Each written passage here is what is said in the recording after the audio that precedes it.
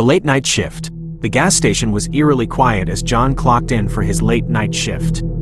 He was the only employee working that night, and the only sound was the hum of the fluorescent lights overhead. John sighed and rubbed his tired eyes. He had been working long hours all week, and he was looking forward to a quiet night. But that's not how things turned out. It started with a strange customer. A man in a tattered black cloak walked into the gas station, his face hidden in the shadows. He approached the counter and spoke in a low, raspy voice.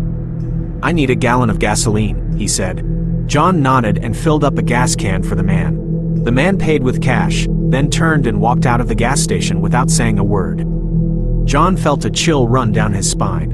He couldn't shake the feeling that something was wrong. He went back to the security cameras to get a better look at the man, but the cameras were all black. John shrugged it off. He was probably just being paranoid. After all, it was late, and he was tired.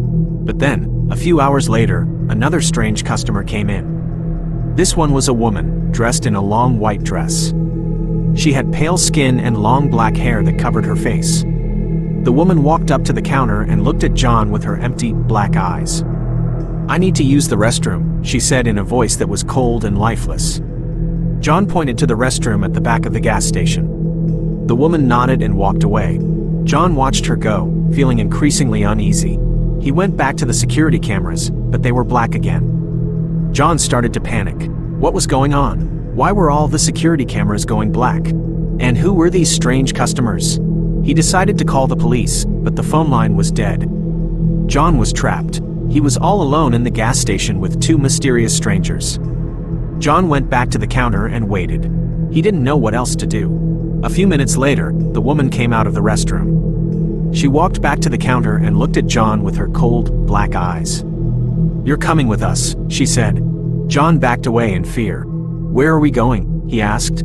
The woman smiled. It was a cruel, twisted smile. "To a place where you will never be seen again," she said. The woman grabbed John's arm and pulled him towards the door. John tried to resist, but she was too strong. Just as they were about to leave, the man in the black cloak appeared. He stood in front of the door, blocking their path. "Not so fast," he said. "I have plans for him." The man and the woman exchanged a look. Then, they both attacked John. John fought back, but he was no match for the two of them.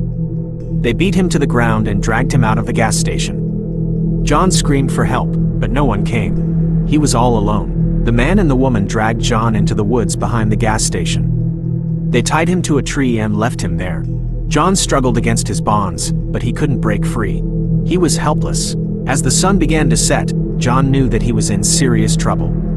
He didn't know what the man and the woman wanted with him, but he knew it couldn't be good. John closed his eyes and waited for the end. But the end never came. The next morning, a police officer found John tied to the tree. He was unconscious, but he was alive. The police officer took John to the hospital, where he made a full recovery. But John was never the same after that night. He was haunted by nightmares of the man in the black cloak and the woman in the white dress.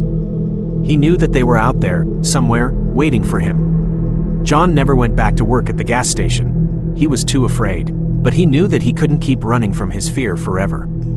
One day, he would have to face the man and the woman again. And when that day came, he would be ready.